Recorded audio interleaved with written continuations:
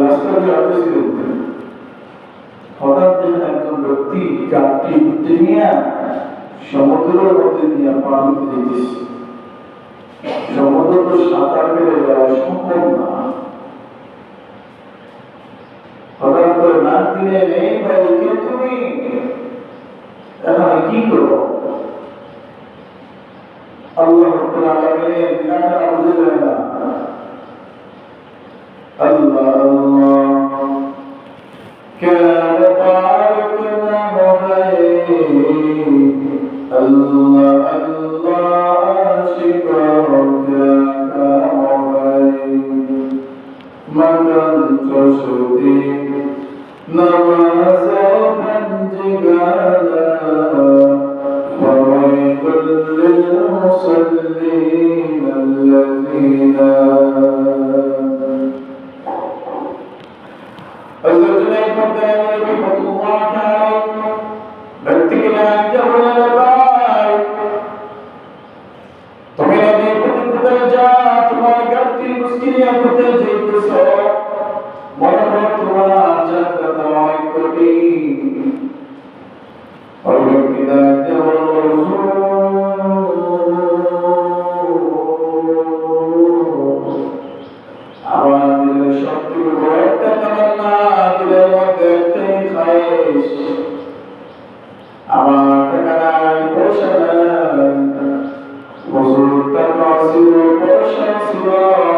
আমি প্রত্যেকটা বছর হজ্জে যাওয়ার জন্য টাকা জমাইতাম। টাকাগুলো সারা বছর আমি একত্রিত করে দোয়া করতাম। যে সময় হজ্জের মৌসুম চলে আসতো, মনে করেন শাওয়াল মাস, জিলহজ মাস আসতো, আমার কোনো একটা সমস্যা আমার জীবনে চলে আসে, সেই সমস্যার সমাধান করতে চাইয়া আমার সারা বছরের খাওয়ানো রোজা করে রাখা টাকাগুলো খরচ হয়ে যায়।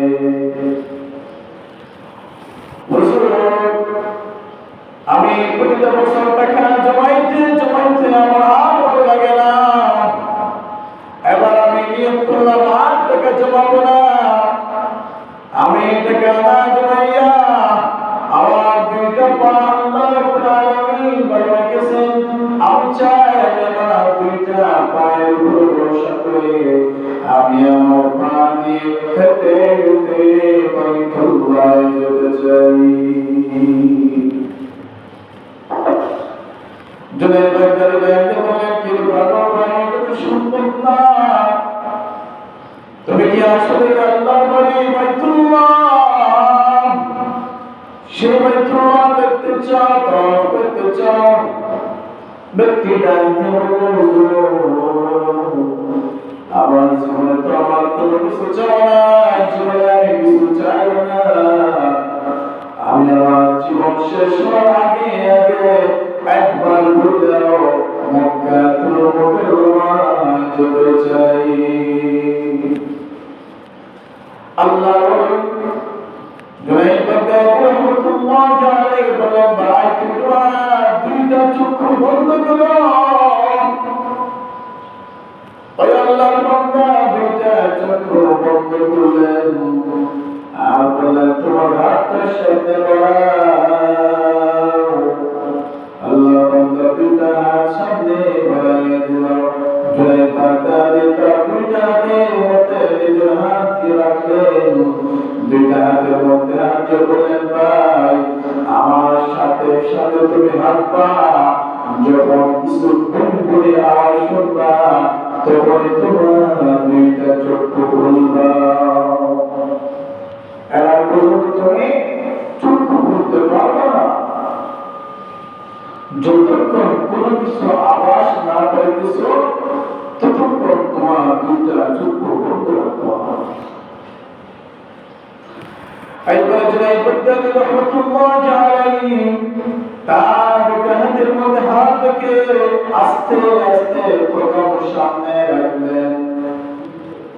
ওই আল্লাহর বান্দা একটু বড় করলো, কেউ যেন মানুষগুলো কি যেন পড়তেছে, কি যেন পড়তেছে, কিছু আওয়াজ শোনা যায়, মানুষের উপস্থিতি শোনা যায়, অনুভব করা যায়।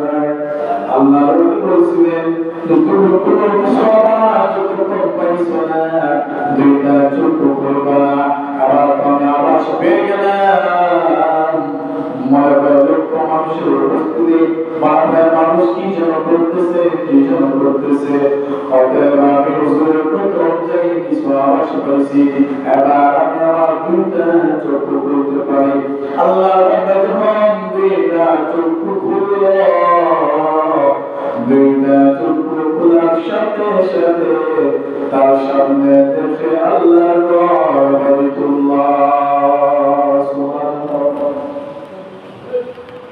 আল্লাহ রাব্বুল আলামিন চাইছেন তার বান্দাকে এইভাবে তার বাড়িতে নেবেন আল্লাহ যদি চায় তার বান্দাকে কেমনে নেবেন এটা আল্লাহ নিজে ফয়সালা করে নেবেন কেমনে বান্দাকে তার করে নিতে হবে শুধু আপনার আমার চেষ্টা করলে হবে না আল্লাহ রাব্বুল আলামিন তো খুশি লাগবে শুধু আমরা চাইলে হবে না আল্লাহ চাইতে হবে আমরা যে বলে এখানে আসি নামাজ আজকে বলে যাব আল্লাহ বলেন বান্দা তোরে আমার পরীক্ষা দিলাম দেখে তুই নামাজ পড়ছ নাকি তোর মুসিবতের সম্মুখীন হও আমাদের আল্লাহ মানুষ নামাজে দৌড় দিয়ে আগে মুসিবতটা দেখতে যাব হায় হায় তোমার কেন কিসের নামাজের মহব্বত আসলে মনটা অনেকটা টান অনেক মানুষ আছে জীবনে নামাজ পড়ছিলেন তো কি হয়েছে আমার ইমান কিন্তু মজবুত আছে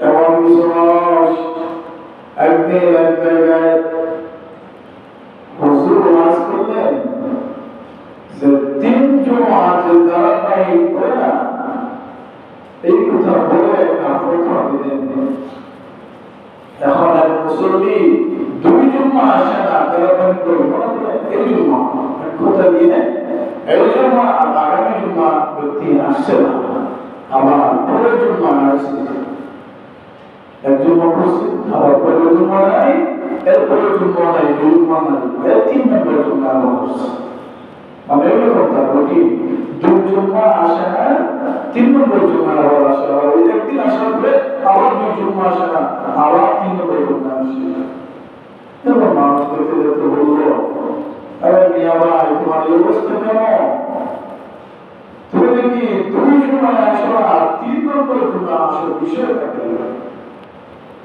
বললো ভাই কিছুদিন আগে রসুল আজ করছে ধারাবাহিক ভাবে তিন জুম্মা না বললে বইও তালাক হয়ে যায় এখন বইতে যাওয়ার জন্য দুই জুম্মা করে বলে দিন আমাকে মসজিদে আসতে হয় তাহলে ভালো জুম্মা আসে না তার বইতে যাওয়ার জন্য আসে আর রাসূলুল্লাহ বলেন যে ব্যক্তি দুর্নীতি নামাজ পড়ে না নামাজের চেষ্টা করার মধ্যে না সে মুনাফিক আর ফাসিক হয়ে গেল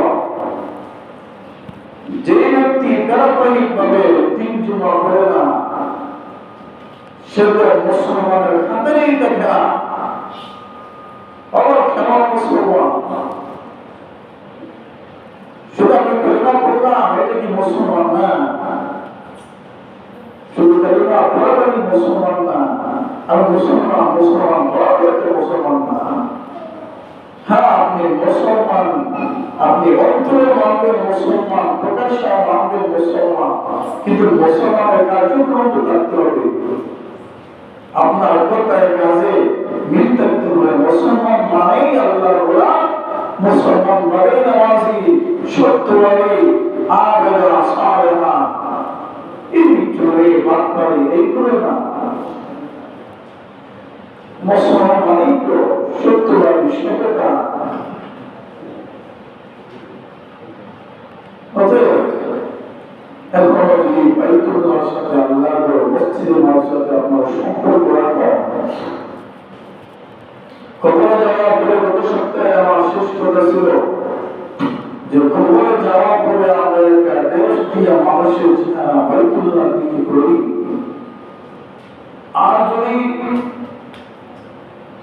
বান্দাটা ভালো কাজ করে না যায়, মসজিদের সাথে ভালো সম্পর্ক নাই, মসজিদে নামাজে আসে না, যদি এমন হতভাগা মানুষ হয়ে যায়, তার তো চেহারা পশ্চিম দিকে থাকবে না, ফেরেশতারা শিকল লাগিয়ে তার চেহারা পূর্ব দিকে করে দিবে। আর পূর্ব দিকে যদি একবার হয়ে যায়, ইন্নাহা সাআত মুস্তাকাররা ওয়া মুকাররা, তোমার কবরের আযাব ভয়াবহ, দুই পাশের অনিচ্ছা বহন করে দেওয়া হবে। দুই পাশের হাত, এক পাশের হাত অন্য পাশে প্রবেশ করে দেবে। অতএব যদি দুনিয়ার জমিনে আমরা বেঁচে থাকলে কাবাকে অর্থাৎ বাইতুল্লাহকে আমরা অনুসরণ করি, তারপরে সম্মান রাখতে তার দিকে রোজ পাঁচবার ফিরতে হয়। দুর্গা বা পাঁচবার বাইতুল্লাহর দিকে ফিরে দাঁড়ান নামাজের জন্য। আমরা মারা যাওয়ার পরেও, কবরে যাওয়ার পরে আমাদের চেহারাটা বাইতুল্লাহর দিকে তাকিয়ে পশ্চিম দিকে। অতএব আমরা এখানে থাকলেও বাইতুল্লাহকে মানতে হবে, কবরে যাওয়ার পরে আমাদের বাইতুল্লাহর মহব্বত কাজে আসবে। আল্লাহর ঘরের সাথে ভালো সম্পর্ক করব। অনেকে আছেন ঠিকই বলেন আল্লাহ রাব্বুল আলামিনের বাড়ি যাওয়ার জন্য যাওয়া যায় না, আল্লাহ রাব্বুল আলামিনের ঘর বাইতুল্লাহ দেখতে মন চায়, চাইলে তো আর সবকিছু হয় না, সবকিছু পাওয়া যায় না। আল্লাহর নিয়ম তাফসীরুল মারুফ কুরআনের মধ্যে একটা ঘটনা লিখলেন। একটা গোয়ালা মানে একটা গরু রাখা, একটা গোয়ালা রাখা ব্যক্তি ঘটনা। সব সময় আমি দেখলাম গরু রাখা ছিল, সে একজন গোয়ালা ছিল। আমি হঠাৎ করে দেখি আল্লাহর নবী বাইতুল্লাহ তাওয়াফ করতেছে, হজ্জের জন্য মক্কাতুল মুকাররমায় গেলাম। মক্কাতুল মুকাররমায় যাওয়ার পরে আমি দেখি ওই গোয়ালা ব্যক্তি, ওই চাকর ব্যক্তি দেখতে পারলাম সে যেন আরবি, সে যে মক্কাতুল মুকাররমায় ইবাদত করে। আল্লাহ ডাক দিয়ে বললেন, এই গোয়ালা, তুমি তো আরবি না, অরিজিনাল আরবি না, তুমি তো ডুপ্লিকেট। আরে মিয়া, তোমার তো আমার দেশে দেখলাম তুমি রাখাল ছিলা, তুমি গোয়ালা ছিলা, আজকে তুমি আরবি হয়ে গেলা কেমনে? ওই ব্যক্তি ডাক দিয়ে বলল, আমি গোয়ালা ছিলাম, রাখাল ছিলাম, আসি, কিন্তু এখন আমি শুধু একা আরবি না, আমার বড় আরবি, আমার মা বাবা পরিবার পরিজন আমরা প্রত্যেকেই হয়ে গেছি আরবি। মানে এখানকার লোকাল বাসিন্দার সাহেব, মানে তারা মক্কার মানুষ, সেখানে তারা সেগুলো হয়ে গেল। এবার আল্লাহ ডাক দিয়ে বললেন, এটা কি করে সম্ভব? ওই রাখাল ডাক দিয়ে বলল, হুজুর, আমার দিলের মধ্যে একটাই খায়েশ, একটাই তামান্না, আমার দিলের মধ্যে একটাই বাসনা ছিল, আমি আর জীবনে বলবো মক্কাতুল মুকাররমা যাব, আমি আমার কাবায় যাব।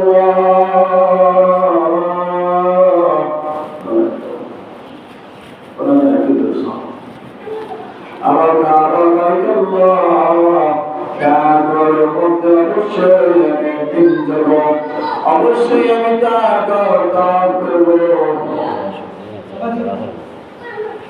আমি অবশ্যই তার ঘরে ঢুকতে যাব। আমি যদি আল্লাহর ঘরে ঢুকতে না পারি, তাহলে আমার মন কখনো শান্ত হবে না।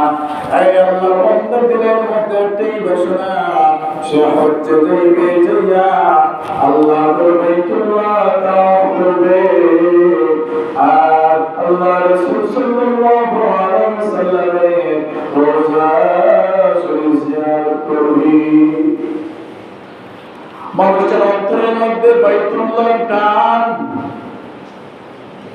আল্লাহ রাব্বুল আলামিন মুমিনের অন্তরের কথা সব সময় শোনেন। সেই জন্য অন্তর দিয়ে আপনি যা চাইবেন সেটা দোয়ার মতো পরিণত হয়ে যাবে। আপনি মনে করবেন আমার জীবনটা এতই খারাপ হয়ে যাক আর কিছু ভালো লাগে না, একটু চিন্তা হইলে বলি আমাদের জীবন এভাবে হয়ে গেল, জীবনটা খুব সহজ আর কি হবে মনে হয় তার দোয়ার মতো যদি কবুল হয়ে যায় আপনার জীবনটা তো আপনি নষ্ট করলেন। অতএব খারাপ চিন্তা ভাবনা মন থেকে করবেন না, মানুষকে মন থেকে অভিশাপ দিবেন না, মন থেকে গালি দিবেন না, মানুষকে কষ্ট দিয়ে কথা বলবেন না। আল্লাহ রাব্বুল আলামিন দিনের কথা শোনেন। ওই আল্লাহর বান্দা সব সময় অন্তরের মধ্যে একটাই, আমি কবে যাব, আমি কেমনে যাব বাইতুল্লাহ, তার একটাই তামান্না, একটাই বাসনা।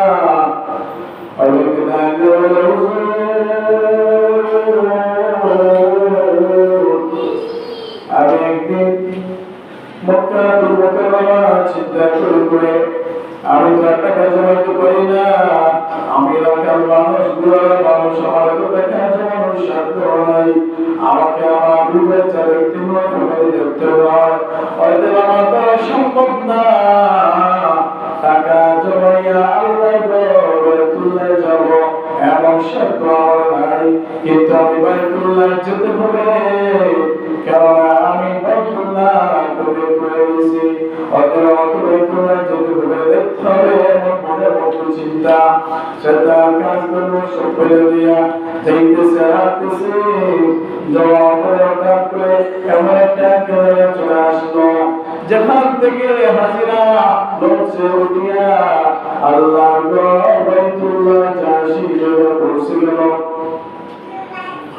লড়ছে যে জায়গা থেকে মানুষ উঠা আমার পরে সেখানে চলে গেল। যাওয়ার পরে এখানে একটা চিন্তা আসলো, আমি তো হজে যেতে পারলাম না, যেতে পারবো কিনা জানিও না, কিন্তু যারা যাত্রী যারা আল্লাহ করে যাইবে আমি হজ করতে পারি আর না পারি, কিন্তু হাজিদের একটু কিসমত করি।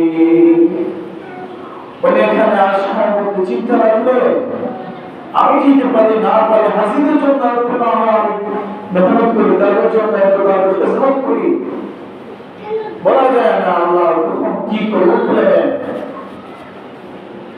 ওই ব্যক্তি হাজিদের লাঠিস নিয়ে দিতেন, তাদের গায়ে কুচিগুলো নিয়ে মঞ্চের মধ্যে উঠাইয়া দিতেন।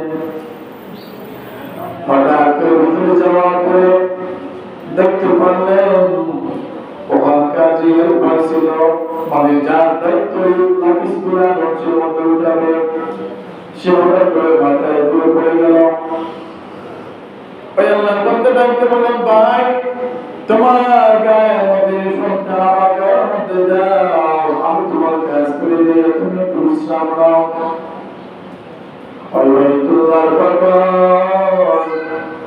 ওই হেল্পারের গায়ের মধ্যে যে পোশাক ছিল সেই গায়ের পোশাকটা নিজের গায়ের মধ্যে ধারণ করলো, আর হাজিদের সমস্ত কথাবার্তা যেগুলো আল্লাহকে প্রয়োজন সেগুলো আল্লাহ করে হাজিদের খিদমতে নিজে নিজে নিয়োগ হয়ে গেল। লোকজন সারা সবার হয়ে গেল। ওই ব্যক্তিটা দিয়ে বলল, কর্মচারী ভাই তুমি তোমার পোশাক নাও আর তুমি এখান থেকে বেতন নিয়ে বাড়ি চলে যাও, আমার টাকা লাগবে না, আমার টাকা লাগবে না। বলে ভাই এত কষ্ট করলে একটু আমার বিনিময় নাও। ওই আল্লাহ বাবা ডাকতে বলে, না না আমার টাকা পয়সা কিছু লাগবে না, আমি টাকার জন্য আসি না, পয়সার জন্য আসি না, আমি আসলাম আল্লাহর ঘর বাইতুল্লাহ চাইতে পারি নাই, আফসোস নাই, কিন্তু আল্লাহর ঘরে যারা চাইবে তাদের জন্য একটু মেহনত করতে পারা তবে আমার মন তৃপ্তি পেয়ে গেল। ওইখানে বসে বলল ভাই ঠিক আছে আল্লাহ আপনার এখানে কবুল করুন। আমার ওই ব্যক্তির মাথার মধ্যে আরেকটা চিন্তা আসলে আবার কি করা যায়। হজের লসের মধ্যে উঠে গেলাম, নেমে যাই কেমনে, কত খারাপ লাগার বিষয়। এত জায়গায় চলে আসলাম, ভুলে যাই কেমনে। মনের মধ্যে আসলো এখানে তো অনেক ব্যক্তি হয় দেখবেন অনেক সময় বাসের মধ্যে বাদাম বিক্রি করে, সুপারি বিক্রি করে, ট্রেনের মধ্যে দেখবেন বাদাম বিক্রি করে, সুপারি বিক্রি করে অনেক রকমের মানুষকে। ওই ব্যক্তির চিন্তা হইল বাসের মধ্যে তো অনেক রকম মানুষ থাকে, আমি একটু থাকি না, আমাকে তার সমুদ্রের মধ্যে ফেলে দিবে না, একটু সমুদ্রের মধ্যে তাকিয়ে দেখি যাইতে পারি কিনা, কোথায় থেকে কোথায় যাইতে পারি। দিলের তামান্না পড়তে গেল। ওই ব্যক্তি লঞ্চের মধ্যে উঠল। যখন লঞ্চটা কিনারায় লেগে যাবে ওই সময় ডাকতে বলল হাজিরা তোমরা জুড়ে জুড়ে তাকবীর পাঠ করো, কেননা যুদ্ধের শুরু আমরা চলে আসছি। এখান থেকে একটু দূরে গেলে তোমরা বাইতুল্লাহ পেয়ে যাবে, আমাদের স্থান পেয়ে যাবে। এবার তোমাদের কাগজ সবগুলো রেডি করে কাগজ দেখে দেখে নামাইবা, লঞ্চ থেকে নামবা কাগজ দেখেইবা। এবার তোর ব্যক্তি তো কাগজ নাই, সে তো লুকিয়ে আসছে। ব্যক্তিটার মাথার মধ্যে আসলো আমার তো কাগজ নাই, কোনো কিছুই নাই। এবার যদি আমার মক্কা যেতেই হয়, সমুদ্রের মধ্যে জান দিতেই হবে। আমি তোমার উপরে তাওয়াক্কুল করে, তোমার উপরে ভরসা করে, দুইটা চক্ষু বন্ধ করে নদীর মধ্যে সমুদ্রের মধ্যে রাখ দিলাম। আমি শুধুমাত্র তোমার উপরে বাইতুল্লাহ যেতে চাই, এই জন্য জীবনে ঝুঁকি নিলাম। আল্লাহ একবার হইল তোমার উপরে বাইতুল্লাহ আমাকে দেখাইবা। আল্লাহ তোমার উপরে বিশ্বাস করে আমি জান দিলাম, আমাদের উপরে গুনাহটা কিনারা লাগাইয়া দিবা। ওই ব্যক্তি সঙ্গে সঙ্গে লাভ দিল, সাঁতার কেটে কেটে পর্যায়ে সমুদ্রের কিনারায় উঠলো। ওটার পরে জঙ্গল দিয়ে যাইতেছে, মরুভূমির মধ্যে গেল। যাওয়ার পরে শুনে একটা বাচ্চার কান্নার আওয়াজ শোনা যায়। এখন মায়ের মধ্যে আসলে বাচ্চাটা কোথায় কি কান্না করে। যখন বাচ্চাটা কান্নার আওয়াজ শোনা যায় একটু চিন্তিত হয়ে গেলেন। দেখবেন ঘরের মধ্যে যদি বাচ্চারা কান্না কাটি করে ফ্যামিলির সবাই মানুষ কিন্তু শান্তির মধ্যে পড়ে যায়। একটা বাচ্চার জন্য ফ্যামিলির সবাই শান্তি করে। বাচ্চার কান্নার কারণ কি? বাচ্চাটা তার মায়ের স্তনের মধ্যে দুধ নাই, আর ওই বাড়ির মধ্যে মধ্যে একটা গাভী আছে, কিন্তু গাভীটা দুধ দোহন কেউ করতে পারে না। মানে গাভীটা রাত্রি মারে, আমরা যেটা বলি দুঃখী রানী, মানে ওটা বলা হয় দুধ দোহন, মানে দুধ নামানো। কেউ নামাইতে পারে না, গাভীটা রাত্রি দিয়ে। কান্না শুনে শুনে বাইতুল্লাহর বাবা বাড়ির কেনায় গেলেন, গিয়ে বললেন এখানে একটু কান্নার আওয়াজ কেন? একজন ব্যক্তি ডাকতে বলল তুমি কেন এখানে আসলাম? বলে আমি আসলাম এখানে কান্নার আওয়াজ শোনা যায়, মানুষগুলোকে পেরেশানির মধ্যে দেখা যায়। বলে এখানে একটা প্রবলেম হইল, এইগুলো নাই ভগবান। ওই মক্কার পাগল ডাকতে বললেন ব্যাপার, আপনাকে দেখতেছি আপনি চেষ্টা করতেছেন দুধ গ্রহণ করতে পারেন না। আপনি শুধুমাত্র একটা পাত্র নিয়ে আসছেন, একটা পাতিল নিয়ে আসছেন। এখন পাতিল দিয়ে হবে না, গাভীর স্তনের মধ্যে আপনি একটা কাজ করে পরে একটা বালতি নিয়ে আসেন, আজকে বেশি দুধ না হবে। ওই আরবি ব্যক্তিটা এইবারে যে ব্যক্তি ওই ব্যক্তি বলে পারবো আমরা দুধ গ্রহণ করতে পারি না, সে বালতি দিয়ে নাকি দুধ গ্রহণ করবে। অল্প দেওয়া যায় দুধ গ্রহণের জন্য বালতি নিয়ে আসলো। এই ব্যক্তি গাভীটা হাত পা বেঁধে দিয়া গাভীটা স্তন থেকে দুধ নামাইল। এবং যেভাবে দেখলে দুঃখ নামাজ তার কৌশল বদলে গেল। আমার ডাকতে বলল, কে ভাই তুমি এখানে কেন আসলাম? ওই ব্যক্তি ডাকতে বলল, আমি এখানে থাকতে চাই না, আমাকে এখান থেকে বিদায় দাও, বুকের রমা যেতে চাই। বলে না, তুমি এখানে থাকো, একটু সময় বিশ্রাম নাও। তুমি আমার এতগুলো উপকার করলা, আমি চাই তুমি আমার বাচ্চাটাকে দুধ দিয়ে খাবার খাইবা, সাথে তারপরে যাইও। যখন বসে একটু কথাবার্তা হইল, এখন তো দুঃখ শুনতে পারলেন, মানুষটা কি কষ্ট করে আসলো দেখার জন্য। ব্যক্তি বলল, আমি চলে যাই। আর ওই ব্যক্তি ডাকতে বললাম, না না, তুমি কোথায় যাইবা না, তুমি যদি যাও তোমার তো কাগজ পত্র কিছুই নেই, ধরা খাইবা। একটা কাজ করে তুমি এখানে থেকে যাও। বলেন, আমি এখানে থাকতে পারবো না, আমার ফ্যামিলি, আমার সবাই বাড়ির মধ্যে আছে, দেশের মধ্যে আছে, আমার কুড়ি আছে, আমার মা বাবা আছে, আমি তাদেরকে ছেড়ে এখানে থাকতে পারি না। তোমার ব্যক্তি নামকে বললো, তোমার বাচ্চা, মা বাবা, পরিবার পরিজন প্রত্যেককেই আমি এখানে নিয়ে আসবো। কেননা আমার একটা গোয়ালা আছে, গোয়ালার মধ্যে একজন ম্যানেজার লাগে, আর আমি তোমাকে সেই ম্যানেজারের ভোট দিতে চাই। তারপরে সবাইকে নিয়ে আসলো, আর তাকে ওই গোয়ালার ম্যানেজার বলা করলো, আর তাকে সেখানকার লোকাল ব্যক্তিতে পরিণত করে দিল। এখন দেখা যায় কি, ব্যক্তিটা ছিল কিন্তু অনারবি হয়ে গেল, কি প্রকৃত আরবি। আল্লাহ নবীকে বললেন, এই আমার বলো না, আমি তো রাখাচ্ছি না, শুধুমাত্র আল্লাহর নেয়ামতের মধ্যে আমার এক থেকে খরচ লাগে নাই, আমি ফিরি ফিরি চলে আসলাম আল্লাহর বাইতুল্লাহ। এখন আমি দিনে ইবাদত করি, রাত্রে ইবাদত করি।